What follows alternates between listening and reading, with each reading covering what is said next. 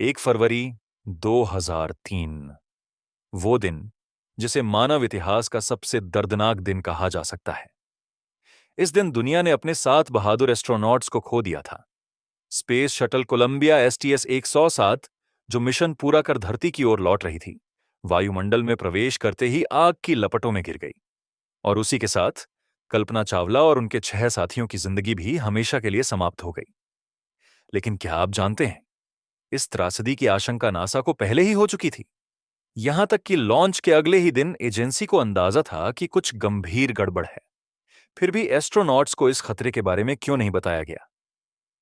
Launch से पहले भी शटल में कई तकनीकी समस्याएं आई थीं, तो आखिरकार इसे उड़ान भरने की अनुमति क्यों दी गई?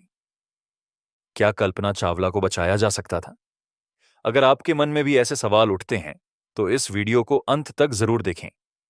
अब बात करते हैं उस अद्भुत महिला की, जिसने अपने सपनों से अंतरिक्ष तक की दूरी तय की। कल्पना चावला। 17 मार्च 1962 को हरियाणा के छोटे से शहर करनाल में जन्मी कल्पना 4 भाई बहनों में सबसे छोटी थीं। बचपन से ही उनका झुकाव आसमान और तारों की ओर था। उन्होंने अपनी शुरुआती पढ़ाई टैगोर बाल निकेतन स्कूल से की। फिर पंजाब इंजीनियरिंग कॉलेज, चंडीगढ़ से एरोनॉटिकल इंजीनियरिंग की पढ़ाई शुरू की। 1976 में उन्होंने बैचलर डिग्री हासिल की और भारत की पहली महिला एरोनॉटिकल इंजीनियर बनी।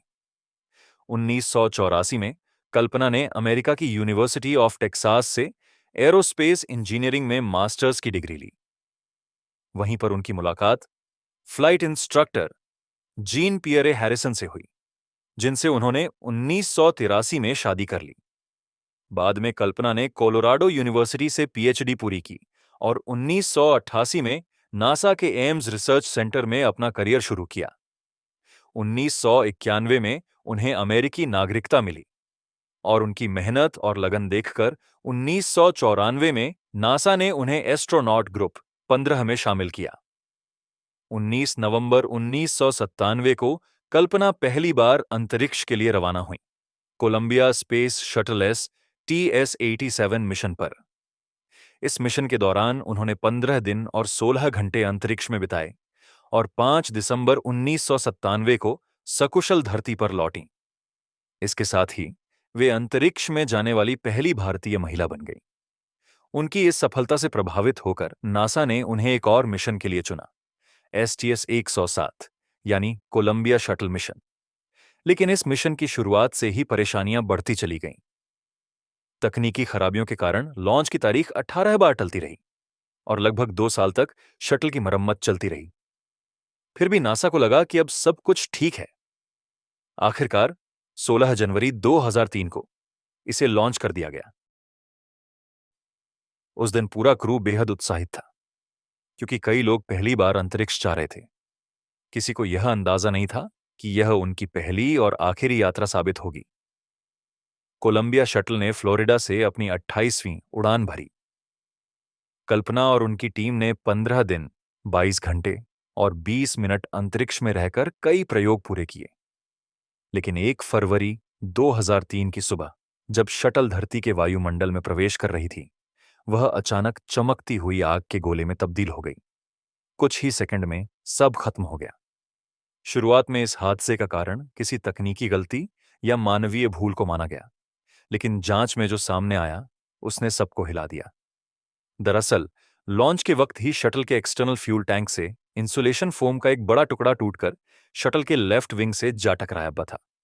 यह टुकड़ा करीब 800 किलोमीटर प्रति घंटे की रफ्तार से टकराया, जिससे विंग पर लगी reinforced carbon carbon RCC tile में लगभग 10 इंच का छेद हो गया। यह घटना लॉन्च के समय किसी की नजर में नहीं आई, लेकिन अगले ही दिन नासा के इंजीनियरों को इसके बारे में जानकारी मिल गई थी। फिर भी उन्होंने एस्ट्रोनॉट्स को कुछ नहीं बताया। क्यों?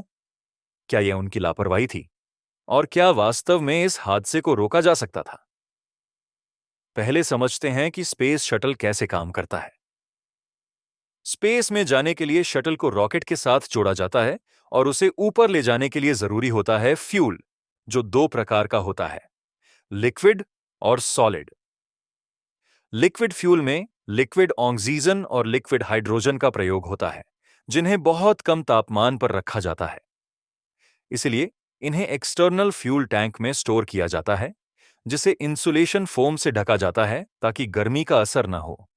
शटल के नीचे और किनारों पर हीट से बचाने के लिए विशेष टाइल्स लगाई जाती हैं।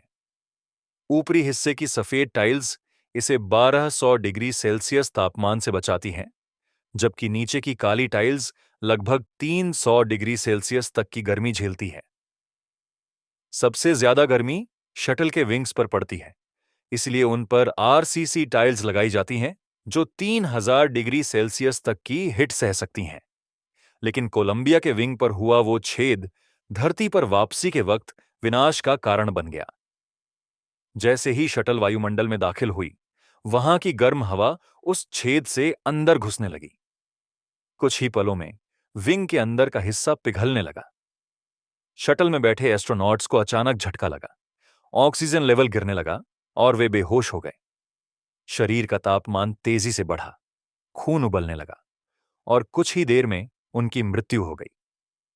थोड़ी ही देर बाद पूरा शटल आग के गोले में बदल गया। तो क्या इस दुर्घटना को टाला जा सकता था? डेविड बेकर, जो नासा के शटल प्रोग्राम से जुड़े थे, कहते हैं कि अगर नासा चाहती तो क्रू को बचाया जा सकता था। अगले ही महीने नासा का एक और शटल अटलांटिस लॉन्च होना था। अगर उस वक्त हादसे को गंभीरता से लिया जाता तो अटलांटिस को रेस्क्यू मिशन के तौर पर 4 हफ्तों में तैयार किया जा सकता था और कोलंबिया के एस्ट्रोनॉट्स को बचाया जा सकता था। नासा की अपनी रिपोर्ट में भी ये बात सामने आई कि डेब्रिस असेसमेंट टीम ने लॉन्च के 3 दिन बाद हाई रेजोल्यूशन इमेजेस की मांग की थी ताकि विंग को हुए नुकसान का सही आकलन किया जा सके। लेकिन नासा की मैनेजर लिंडा हैम ने इसे यह कहकर खारिज कर दिया कि यह कोई गंभीर मुद्दा नहीं है। टीम ने कंप्यूटर सिमुलेशन चलाकर अनुमान लगाया कि शटल को रीएंट्री के दौरान हिट डैमेज हो सकता है, मगर नुकसान कितना बड़ा होगा यह कोई नहीं समझ पाया जब तक कि हादसा हो नहीं गया। दोस्तों, इस घटना से हमें यही सीख मिलती है कि छोटी सी लापरवाही भी एक बड़ी त्रासदी में बदल सकती है। हम यहां किसी को दोष देने नहीं आए हैं, बस इंटरनेट पर उपलब्ध तथ्यों और रिपोर्ट्स के आधार पर इस घटना को सरल भाषा में आपके सामने रखा है। अगर आपको यह वीडियो जानकारीपूर्ण लगी हो तो इसे लाइक और शेयर जरूर करें और ऐसी ही ज्ञानवर्धक कहानियां देखने के लिए चैनल को सब्सक्राइब कर बेल आइकन दबाना ना भूलें। धन्यवाद।